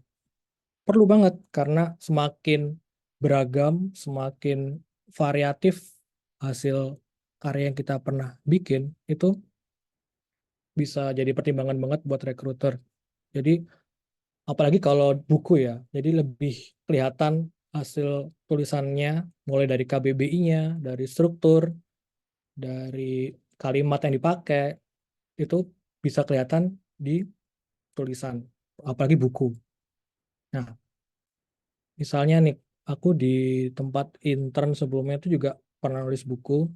Jadi bukan aku aja, jadi ada tim gitu. Nah, aku cantumin di Porto di belakang nih. Kayak I'm contributing in book projects bla bla bla bla bla bla. Cantumin aja, mungkin dari judul, covernya. Nah, kalau isinya mungkin boleh ya kasih snippet-snippet atau apa kutipan-kutipan dikit aja. Jadi nanti selanjutnya bisa dijelasin waktu interview. Jadi kalau punya tulisan berupa buku, fiksi, nggak apa-apa banget. Karena lebih variatif, lebih baik. Terutama kalau masih di early stage, jadi tulisan yang dihasilkan masih belum banyak, nggak apa-apa banget ditulis. Kalau misal nulisnya fiksi atau buku, boleh banget. Terus yang kedua, kalau di LinkedIn ya, apakah perlu dicantumin semua atau enggak? Dicantumin semua bagus, lebih baik. Karena di LinkedIn itu kan lebih detail ya. Ini aku liatin punyaku ya. Jadi benar-benar dari awal, dari tahun awal kalian hmm, jadi writer, mulai mungkin dari writer camp ini kalian bisa tulis sih. Sebentar, ini experience itu benar-benar kalian jelasin aja, kalian cantumin aja nggak apa-apa. Kalau di LinkedIn ya untuk personal branding, ini ibarat kalau LinkedIn tuh CV online kalian sih. Jadi selain CV yang file PDF, docs, LinkedIn ini juga jadi varian CV kalian di media sosial karena kan lebih resmi. Nih, misal event ini waktu kuliah nih 2017, ini aku cantumin juga nih awal-awal dari internship ini yang di relief, internship content writer. Ini tulis aja sedetail mungkin kalau di LinkedIn. Benar-benar dari awal kalian ngapain aja selama hidup, pencapaian kalian tulis aja. Dari internship ke full time, freelance cantumin aja nggak apa-apa. Karena semakin banyak pengalaman kalian semakin baik, lebih kelihatan kredibel lah di mata recruiter. Nih, freelance ini tulis aja nggak apa-apa. Full time, freelance. full time gitu. Selain experience, kalau kalian punya sertifikasi, itu bisa diupload juga di LinkedIn. Nih, license and certification di bawah. Itu dicantumin aja nggak apa-apa. Nih, semakin banyak semakin oke. Nih, job hunt. Waktu aku dulu 2019, waktu mau switching karir karena nganggur setahun tuh. Nah, nih, nggak apa-apa. Tulis aja, apa, cantumin aja. Hmm. Nih, tahun 2019 nih sebelum COVID, semakin banyak sertifikasinya semakin baik. Kan sekarang juga banyak sertifikasi-sertifikasi online yang gratisan, bisa kalian coba. Even Japan Writer Camp ini nanti kalau misal kalian punya LinkedIn, cantumin aja nggak apa-apa. Bentar, nomor nih.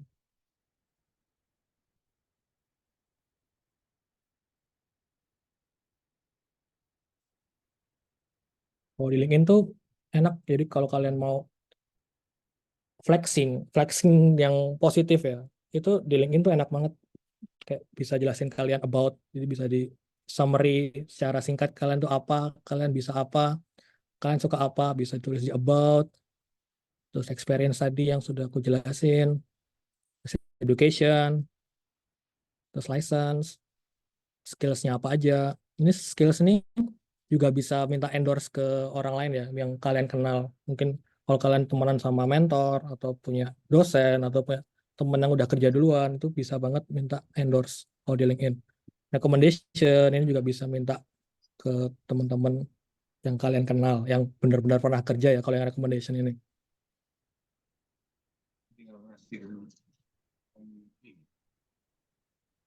Kamu harus itu aja. Nih, ini kalau di CV tadi reference ya, kayak ibarat reference-nya. Ini kalau di LinkedIn juga ada reference-nya di bagian recommendation ini. Jadi benar-benar itu kelihatan kalau oh ini orang pernah kerja di sini dan feedbacknya teman-temannya juga positif gitu. Terus tadi kalau Kak Regina punya publikasi buku juga bisa di LinkedIn di cantum ini di publication. Bisa banget dijelasin judulnya, penerbitnya, terus isinya apa. Hmm. Linknya juga bisa jelas, bisa dicantumin nih. Aku pencet ya, aku liatin. Nah, langsung ke direct ke bukunya.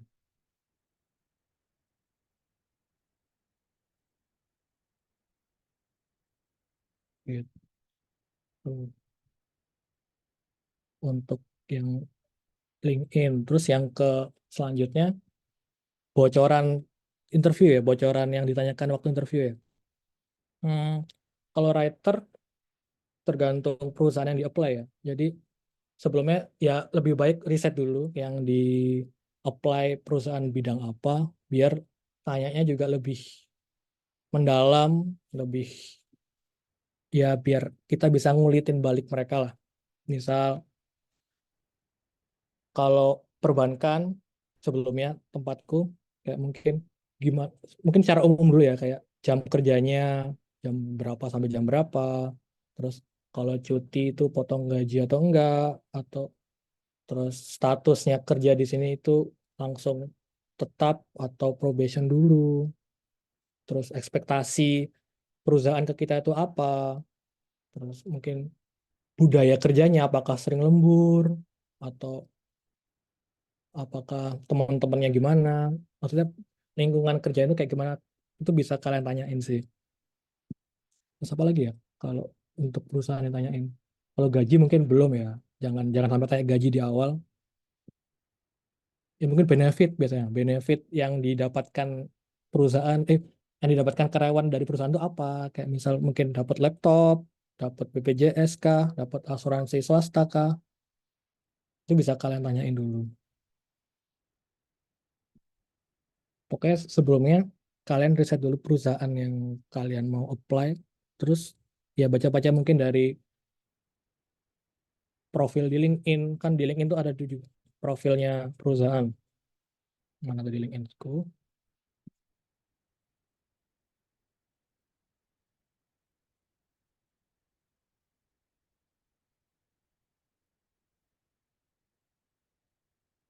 Di LinkedIn kan juga ada profil perusahaan tuh. Kalian bisa kulik-kulik mulai dari situ, terus bisa dari website resmi, bisa dari sosial media. Pokoknya bisa kalian kulik sih.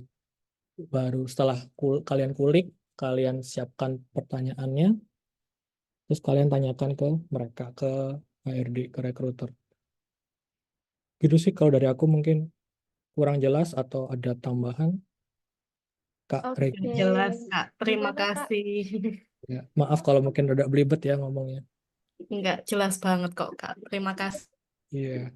Oke, thank you so much Kak Regina. Kalau gitu Kak Asa, kita lanjut lagi. Ada beberapa pertanyaan dari Job Hunt Writer Camp. Nggak beberapa sih, honestly cukup banyak pertanyaannya karena emang antusiasnya dari Minty Job Hunt Writer Camp itu luar biasa banget nih. Mereka udah gak sabar banget gitu ya untuk belajar lagi dan langsung terjun gitu ke dunia writer. Kalau gitu ada satu pertanyaan menarik nih dari Kak Muhammad Fahrizal Hamdani yang pernah membaca atau tertarik nih Kak pada suatu pengalaman untuk menjadi internship. Nah, tapi dalam requirement atau dalam detail dari internship tersebut dikatakan bahwa kalau misalnya kita mendaftar itu akan ada kesempatan berkarir nih di company tersebut. Nah, Kak Muhammad Farizal tanya nih Kak Asa, katanya, Pak, gimana sih pandangan Kak Asa terkait dengan case tersebut? Apakah worth it untuk dilakukan atau takutnya benefit yang tadinya dikatakan untuk bisa berkesempatan berkarir itu hanya cuma untuk menarik perhatian? Atau memang benar-benar kita bisa berkarir di company tersebut kalau kita intern, begitu Kak? Gimana menurut Kak Asa? Oke. Terima kasih Kak Muhammad Fahrizal Hamdani atas pertanyaannya. Ini menarik banget. Jadi kan maunya kerja di media. Terus yang media diincar buka intern. Terus Mas Fahrizal udah punya pengalaman sebenarnya di content writer. Nah, tapi benefitnya itu berkesempatan berkarir di media tersebut. Nah, kalau menurut aku bisa join aja sih Kak. Jadi nggak perlu takut. Meskipun endingnya mungkin nggak diangkat jadi full time beneran, tapi at least Kak Farizal bisa ngerasain kayak gimana sih kerja di media yang Kak Farizal incar itu. Syukur-syukur kalau misal di beneran berkesempatan berkarir itu beneran Kak Fahrizal diterima jadi full time di media tersebut. Tapi selagi ada kesempatan itu, why not? Jadi kalau masih di early stage itu, kalau menurutku harus dicoba sih. Maksudnya jangan takut nanti bakal ini, nanti bakal itu. Karena ya kalau di early stage kita harus nyari pengalaman sebanyak mungkin. Worth it sih, kalau menurut aku worth it Kak. Sikat aja Kak. Kalau ada kesempatan intern, apalagi medianya itu yang Kak Farizal incar ya. Dan apalagi Kak Farizal juga punya pengalaman. Jadi kalau menurut aku, sikat aja Kak, daftar aja Kak. Even itu benefit hanya akal-akalan, ya kita juga nggak tahu ya maksudnya kita sebagai orang yang mau mendaftar, nggak tahu dalemannya si media perusahaan tersebut. Tapi at least kalau ada kesempatan, ya kalau menurut aku sih sikat aja sih Kak. Gitu. Worth it nggak worth it nanti selagi berjalan kita bisa tahu worth it atau enggaknya. At least kita udah mencoba dan udah kerja atau intern di media tersebut di perusahaan tersebut. At least kita ada chance untuk full time meskipun itu mungkin enggak nantinya. Gitu sih Kak. Mungkin ada tambahan dari Kak Farizal atau cukup? Oke, semoga bisa menjawab. Tapi kalau misalnya Kak Muhammad Farizal ada feedback, boleh banget ya langsung aja diketik lagi untuk pertanyaan dan juga mungkin feedbacknya. Oke Kak Asa, kalau gitu kita lanjut lagi. Ada pertanyaan dari Kak Mafatikur Rizko. Ini pertanyaannya nggak kalah seru dan nggak kalah relate-nya gitu ya sama mungkin teman-teman penulis yang lain dan teman-teman Javan Writer Camp di sini, yaitu tentang writer blog gitu ya. Jadi Kak Mafatikur Rifko tanya, gimana sih coba Kak Asa sharing nih tentang pengalaman Kak Asa ketika menghadapi writer blog. Dan kira-kira ada nggak sih tips untuk mengatasinya, terutama sebagai content writer yang bisa adaptif dan juga harus terus-terusan riset dan catch up dan ikut gitu ya sama tren yang ada. Gimana nih Kak Asa? Oke, terima kasih Kak Nora, terima kasih Kak Mafatikur Rifko atas pertanyaannya. Menghadapi writer's block ini suatu hal yang tidak bisa dielakkan ya. Kayak ibarat siang dan malam, pagi dan sore. Kayak ya pasti writer pernah ngalamin writer's block. Tips ngatasinnya, kita harus nyadarin kalau emang kita ini lagi buntu. Jadi nggak bisa dipaksain kalau lagi buntu, terus kita maksain untuk nulis tuh nggak bisa. Ya meskipun ada deadline yang menghadang ya, tapi tetap kita harus sadar kalau kita lagi buntu. Yang pertama harus dilakuin itu sih, kayak harus sadar kalau kita emang lagi buntu, jadi jangan dipaksain untuk nulis. Nah, caranya gimana biar nggak buntu? Maksudnya untuk mengatasi writer's block tadi, kita bisa buka website atau buka medsos, maksudnya mengerjakan hal selain kerjaan kita, kayak misal buka Instagram, nggak apa-apa, kayak dikit-dikit scrolling, karena kerjaan kita konten, even dari scrolling scrolling pun kadang kita bisa nemu ide baru atau ada oh kayak ada ini, oh kayaknya mau nulis ini tuh, kadang bisa timbul dari sekedar scrolling itu, atau buka-buka website tertentu, buka portal berita, atau nonton TV, baca-baca artikel, itu bisa salah satunya untuk ngatasi writer's block. Pokoknya melakukan hal di luar kerjaan kita itu bisa ngatasin writer's block banget sih.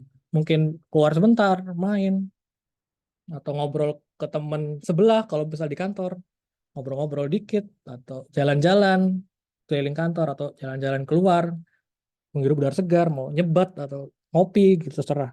Itu salah satunya bisa sih untuk writer's block. Terus apa? Untuk bisa adaptif dengan berbagai cara dan ide. Ya, itu dengan scrolling Instagram, scrolling Twitter, scrolling TikTok. Kalau mungkin dari luar kayak kelihatan kita gabut ya, scrolling-scrolling buka HP. Tapi di situ kadang muncul ide konten, muncul inspirasi. Kadang lewat scrolling itu berguna. Jadi selain emang scrolling buat hiburan, juga kita scrolling itu juga buat nyari ide. Karena bidang kita konten, kita harus terus bisa update perkembangan konten lewat ya scrolling media sosial itu tadi. Kalau aku pribadi, writer's block, kalau misal ada kesempatan sih suka nonton film, nonton series di Netflix atau di platform lain. Nonton YouTube. Nah, YouTube kadang salah satu penyegaran ide, penyegaran otak tuh bisa nonton YouTube. Itu sih Kak Mafatiku Rifko. Semoga menjawab. Oke, semoga menjawab pertanyaannya Kak Mas Fatiko Rifka. Oke, Kak Asal, kalau gitu kita lanjut lagi. Ada pertanyaan dari Kak Anissa yang lumayan menarik ya Kak Asa ya. Jadi Kak Anissa ini ternyata udah ada pengalaman di bidang content writing kurang lebih 2 tahun nih. Tapi sekarang sedang menjadi job seeker. Nah, Kak Anissa kepikiran untuk jadi freelance writer aja. Kira-kira Kak Asa ada tips gak sih untuk menetapkan fee dari artikel gitu ya? Jadi mungkin harga atau nominal per artikel itu seperti apa dan bagaimana cara menentukannya nih Kak Asa? Oke, oke. Terima kasih Kak Anissa pertanyaannya. Sebenarnya aku sendiri juga lagi nyari-nyari ya, kayak pengen freelance writer itu. Bener jujur emang susah sih, sama kayak Kak Anissa rasain. Nah, untuk netapin harga biar gak kerendahan dan juga gak ketinggian, itu juga emang cukup tricky ya. Kadang beberapa klien atau perusahaan tuh nggak mau bayar mahal writer, kayak cuman mungkin dibayar 5.000, 10.000, sedih banget kan. Nah, tapi kalau Kak Anissa di sini pede, apalagi udah punya pengalaman kurang lebih dari 2 tahun. Nah, itu kalau menurut aku sih pede aja sih Kak untuk nentuin rate yang tinggi. Jadi nggak usah sampai jatuhin harga, karena ya emang sih kita dapat klien ya, tapi kalau dengan jatuhin harga tuh kayak kita berasa kayak merendahkan diri sendiri, justru kayak menjatuhkan kita sendiri, karena kita punya value yang harusnya bisa dibayar seperkian rate sebesar harga tertentu. Kayak misal kalau aku idealnya 50.000 start tuh bisa sih Kak. Aku pernah dapat freelance tuh dari temen buat website website wedding organizer itu 75.000 aku netapinnya. Itu aku pernah dapat 75.000. Jadi menurutku kalau rate-nya menetapkan fee per artikel tuh 50.000 untuk minimal 500 kata. Jadi semakin banyak words-nya, semakin banyak kata yang ditulis dalam satu artikel tuh biasanya lebih tinggi. Misal artikel 1000 artikel, ya mungkin kalau dari rate 50.500 words, kalau 1000 words jadi 100.000 itu bisa juga. Atau kalau PD atau memang punya punya experience lebih di writer, bisa nentuin 100.000 per artikel juga bisa. Atau ya pokoknya semakin kalian punya pengalaman, semakin kalian pede, worth it dengan pede dengan skill yang kalian punya, nggak apa-apa sih nge-rate tinggi. Tapi kalau menurutku untuk start ya, nggak terlalu jatuhin harga dan juga nggak terlalu mahal. Itu menurutku start mulai 50.000 itu menurutku udah oke sih. Kalau 25.000, 10.000, 15.000 itu terlalu rendah menurutku. Kayak terlalu jatuhin banget. Kayak kita kan punya value ya. Jadi kita jangan sampai demi uang sampai jatuhin jatuhin pasar gitu. Tipsnya masukannya itu aja sih Kak. Kalau menurutku semoga menjawab. Pokoknya pede dan tahu know your worth lah. Oke, jadi kuncinya pede dan know your worth. Oke, semoga bisa menjawab pertanyaan Kak Cecilia Sasanda. Kalau begitu kita lanjut lagi ke Asa dan mungkin ini jadi pertanyaan terakhir gitu ya karena kita udah mau jam 9 juga. Ini ada pertanyaan dari Kak Rido. Kak Rido tanya, Kak, kalau kita mencantumkan tulisan blog sebagai portofolio karena belum ada pengalaman profesional, sementara pihak rekruter menuliskan harus mencantumkan red card dalam CV. Apakah lowongan yang harus mencantumkan red card itu berarti yang sudah punya pengalaman profesional, Kak?